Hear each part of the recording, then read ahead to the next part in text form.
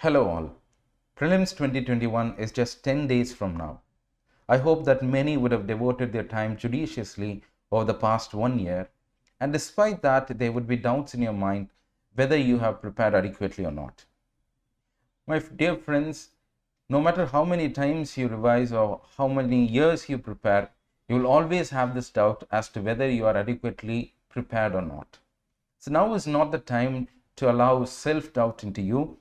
I guess that if you have stuck to your plan for the 1 year, that is enough. That's a sign that you are prepared for this exam. With this, just be going forward. And in this video, I just want to give you certain focus areas for economy.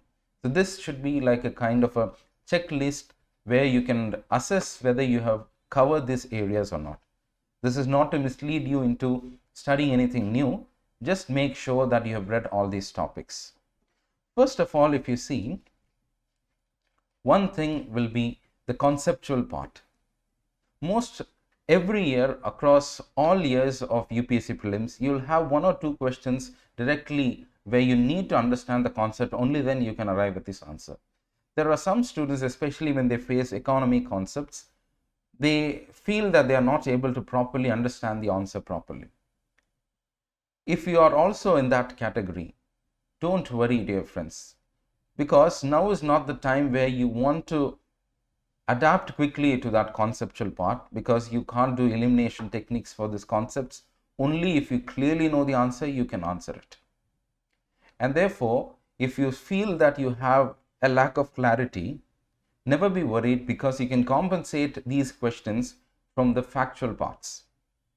So, one, across all areas, those who have studied, make sure that you apply the concepts properly. Secondly, we are coming to the areas of economy. I think some days ago we even conducted a session on previous year questions where we analyzed different areas in which UPSC has been asking questions. The first area has been money and banking. So when it comes to this area, make sure that you are knowing banking structure, the evolution of banking systems, new forms of banks like payment banks, small finance banks, what they can do, what they cannot do, what kind of framework they are in, all this kind of details you need to know. Also make sure that you are knowing a little bit about NBFCs. They've been in the news for the last 1 year or so. They've also been facing certain problems. Urban cooperative banks has also been in the news. And also there has been always one question related to financial technology.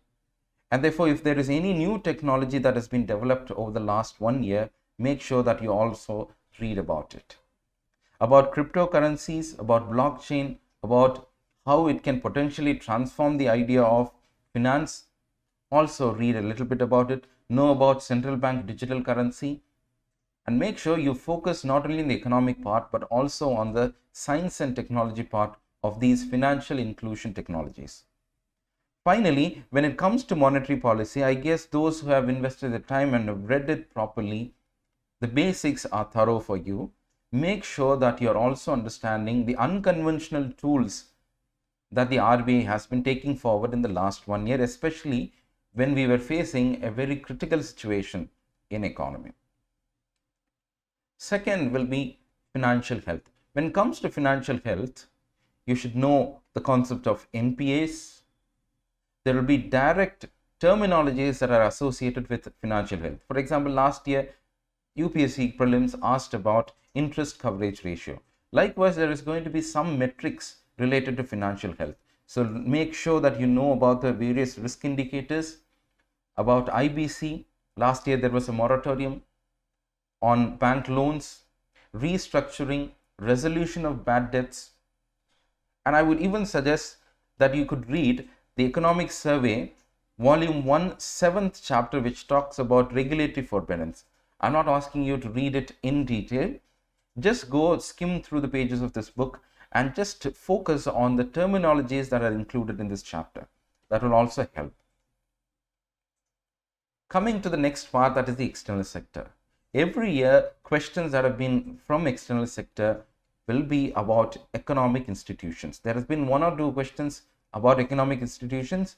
There are various economic institutions, but make sure that you are reading in detail about institutions where India is a stakeholder. There are reports, indices. For example, there was a new index called as the Bare Necessities Index. So these kind of indexes were there in the news. Make sure that you are reading them.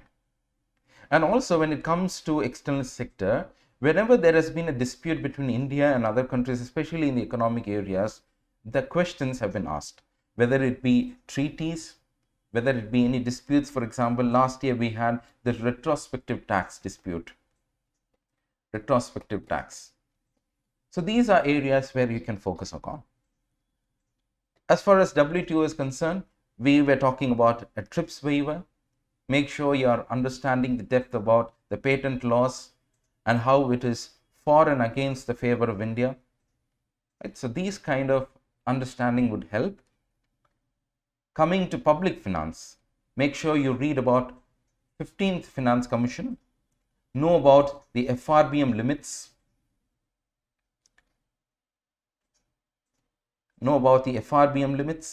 borrowing related concepts. So last year we had certain areas where a situation of crunch where states could not borrow more. How there was a relaxation on their borrowing limits, how there was a conditional limits that were imposed on them. So make sure you know all these kind of relationships. Atmanirbhar Bharat is a broad framework that was announced in the last year. Make sure that you read the second chapter of second volume economic survey, wherein there is a table which gives you an idea of the various schemes which are announced as part of Atmanirbhar package. And if there is a very important scheme, please read it in detail. Every year, there are trend-based questions that are asked in economics. So how do we approach it? Can someone understand all trends and all data? No. So I would suggest that just to be on the safer side, go through certain pages of the economic survey. The first two which I have listed here, that is the fiscal developments and external sector. These are all part of the second volume of economic survey. So there are 2 chapters there. Just selectively read these chapters.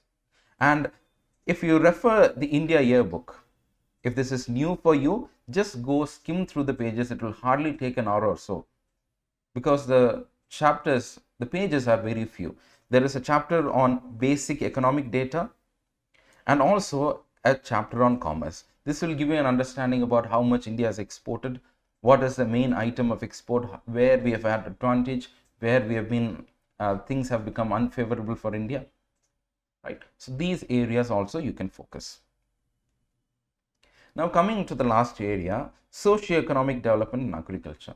So agriculture, there has been questions lifted up in terms of MSP, in terms of how the government has been intervening.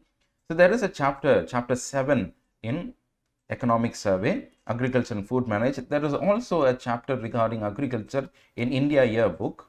I hope you would have known about the concepts related to agriculture and in how the government intervenes. For example, last year the farm bills were passed. The details about that are included in chapter 7. And about certain agriculture trade related data are also seen in this agriculture chapter of India yearbook and also in this particular chapter. And when it comes to socio-economic development, I hope many of you would have read the 11th standard economy book, 11th standard NCERT book. That would suffice. Apart from that, make sure you are going through the 10th chapter of the second volume, wherein you'll have an idea about social infrastructure, employment, human development, rural development, etc.